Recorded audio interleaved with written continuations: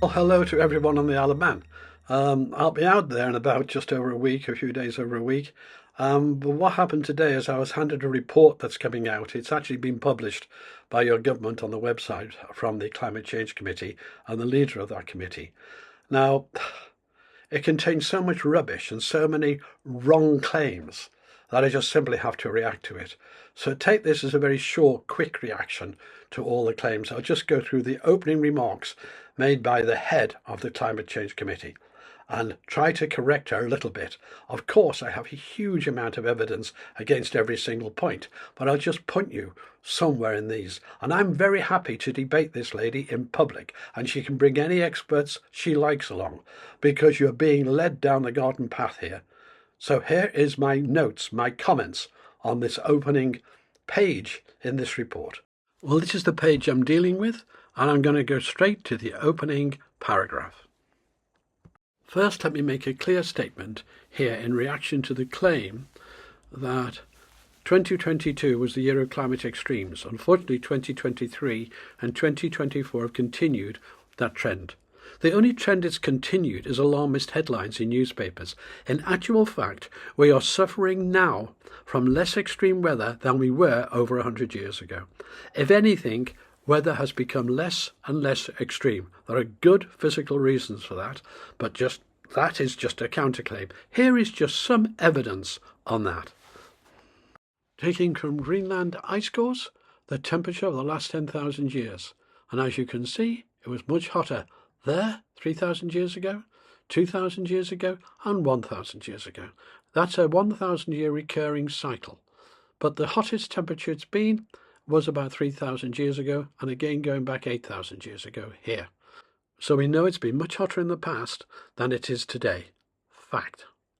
But what about other evidence? When you're telling the truth about this sort of subject, evidence from all over and all sorts of things backs it up. Here's just one more piece of evidence, the tree lines. The warmer the climate, the higher the tree lines in the mountains. And here's a graph showing just that, and this also confirms the Greenland ice core data. I could, of course, provide literally hundreds of references supporting my claim that it's been much hotter in the past, and actually it was hotter in the 1930s than it is even today. I will be dealing with this subject, of course, of extreme weather, and in particular some of your Isle of Man claims, like the hottest May. I'm sorry that all of you in the Isle of Man apparently have suffered from a super hot May, a record May. That is ridiculous. And if you're basing those temperatures on your runway here, this is the actual temperature gauge in the Stephenson screen right alongside the runway. You cannot use temperatures from that thermometer, and nor can you use temperatures when there's less than 1 meter a second of air through that Stephenson screen. So there are videos on this. Here's a link to one that go into much more detail. It is ridiculous what you're doing. The record temperature in the UK was from a temperature gauge right alongside the runway at Heathrow Airport. And for the record, that record temperature in May you had was not because it was hotter, but because it was warmer at the temperature gauge. And it's warmer overnight because of all the infrastructure around it retains the heat overnight. It's called the urban heat island effect. And the alarmists use it all the time to deceive you on temperature.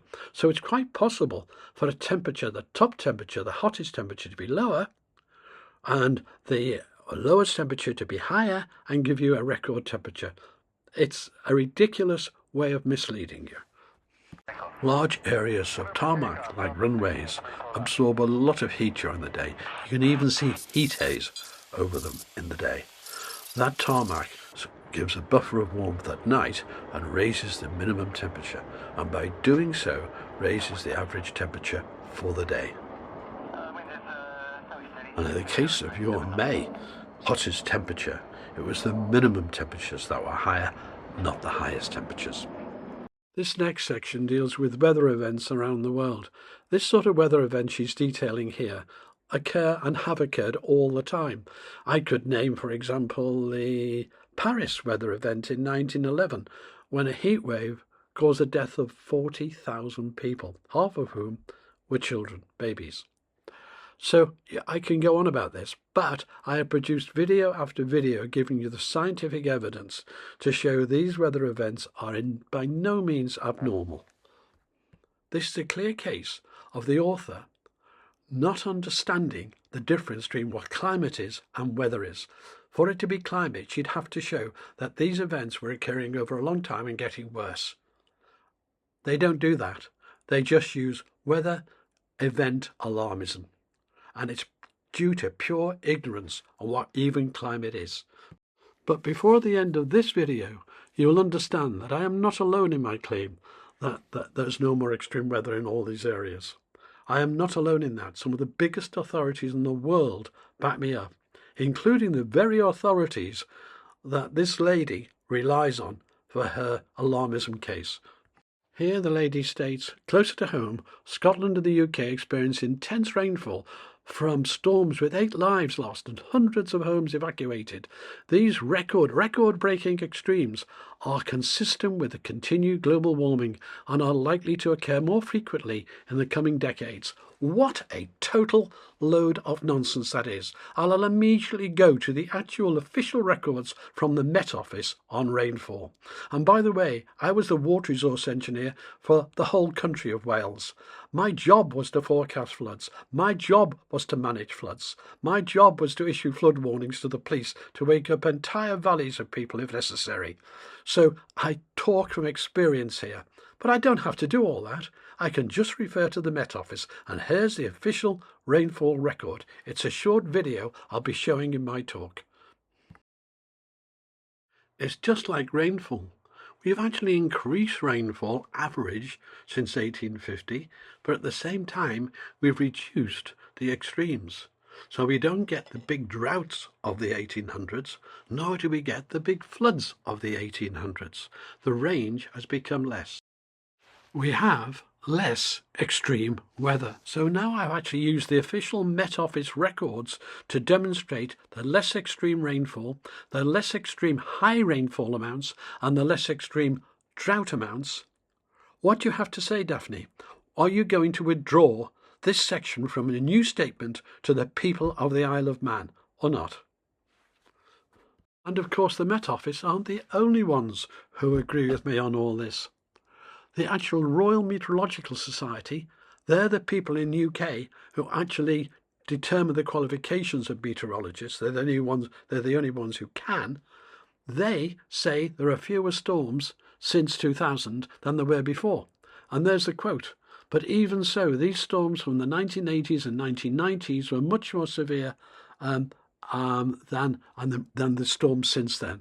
And I've given complete references to that in all my videos. I'll be featuring it in my talk as well. And the reason is, by the way, because of the Atlantic multi-decadal oscillation, where the oceans warm up on a cycle of 60, 70, 80 years, and the whole North Atlantic warms up, as in that little diagram there of the Earth, and then it cools again. It's a natural cycle. When you get an El Nino on top of that natural cycle, you can get hot ocean weathers. For the record, and I've done a video on it, the 2023 hot year, that was the hottest since 1979, but not the hottest before 1979. The 30s were hotter. But that year was hot in the oceans. It wasn't hot on land.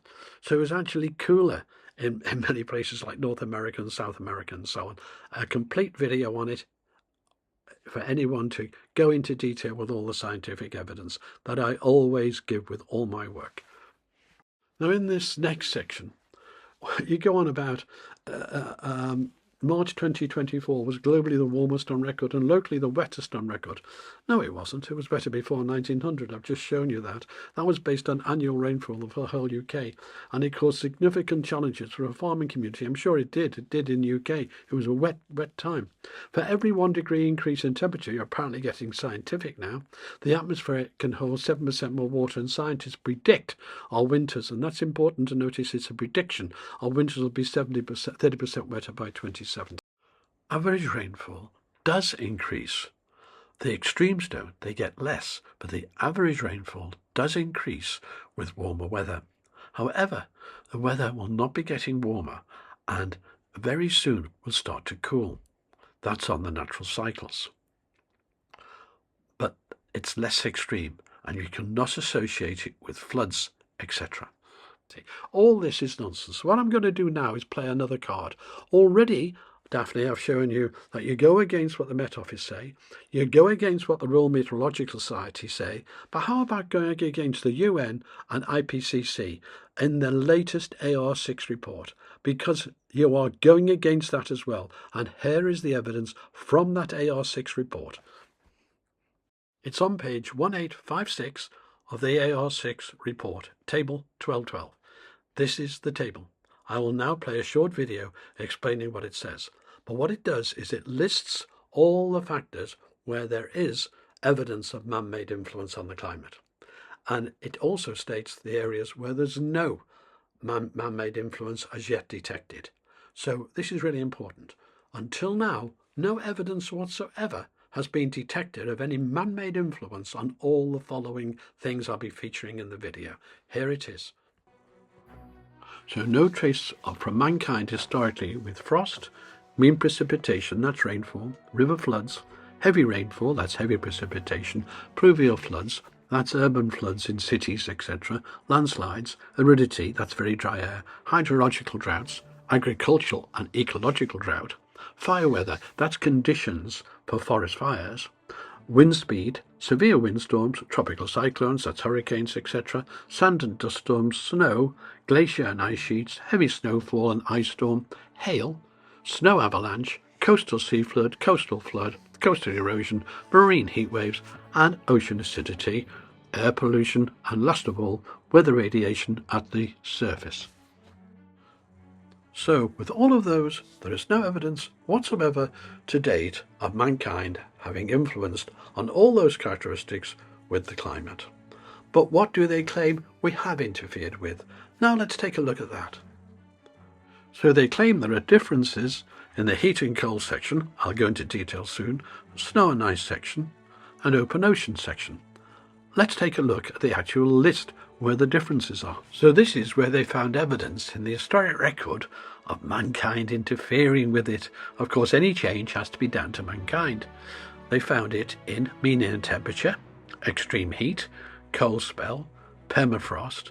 So far, all those are related to temperature, the permafrost melting, etc. there. Lake, river and sea ice, not ocean, but lake, river and sea ice, mean ocean temperature, ocean salinity and dissolved oxygen. The key here is all of those are related to temperature, and it is the temperature that we disagree with, or that I disagree with the IPCC. But what you cannot do, Daphne, is claim any of those other extremes I've listed, because your own people, your own base that you rely on scientifically doesn't support you. And you really ought to withdraw this new document that you're releasing just the day before I understand I arrive, because it's invalid. It's invalid everywhere because the whole basis of it is wrong. And it is wrong. You've already spent millions. 10 million has already been spent on this green energy nonsense, and before you've even done a single thing about it. You've actually raised more tax, apparently.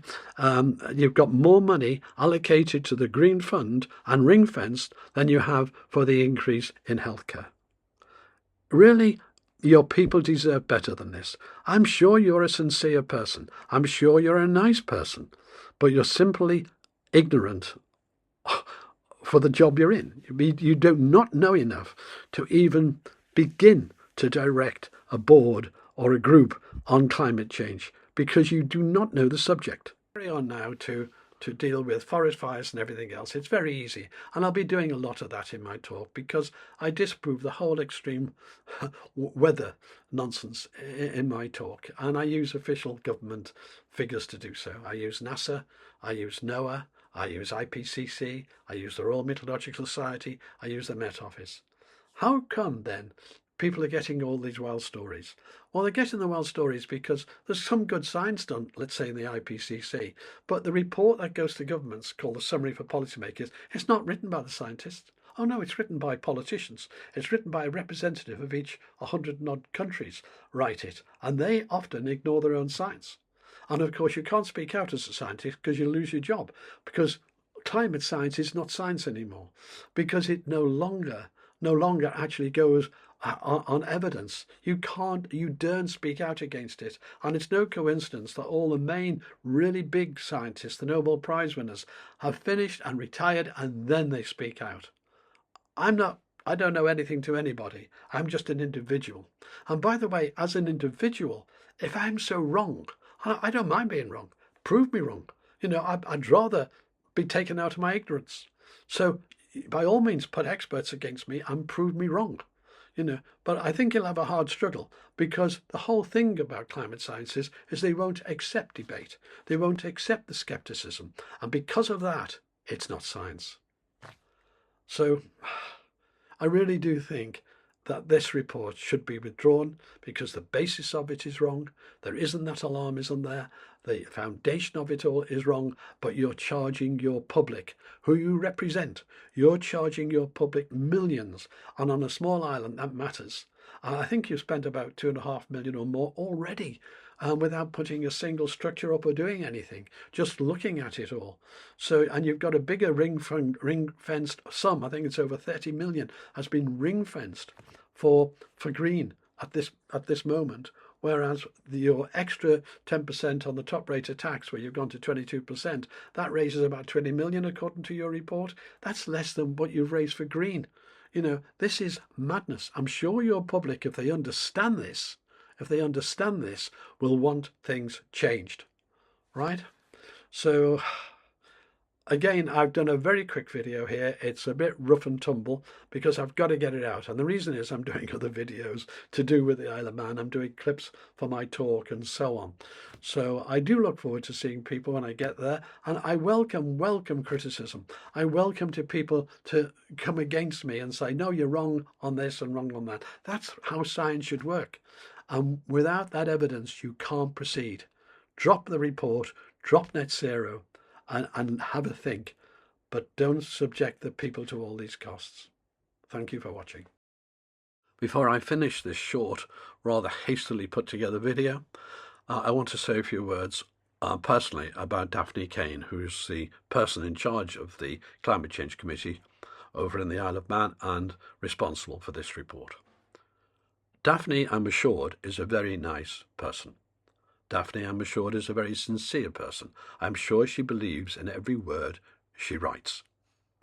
The problem is that Daphne is part of a groupthink, a political groupthink, and it's based on the information she is being fed by mainstream media and by climate fanatics, not the science. So it is not her fault that she does not understand the subject. It is not her fault, because if you look at the propaganda she's subjected to, it's understandable. The problem is it is not true. And the problem is that really she is out of her depth. But it seems so are many other politicians, not just in the Isle of Man, but right throughout the Western world. So I mean no harm to Daphne. I respect her for her sincerity and her honesty.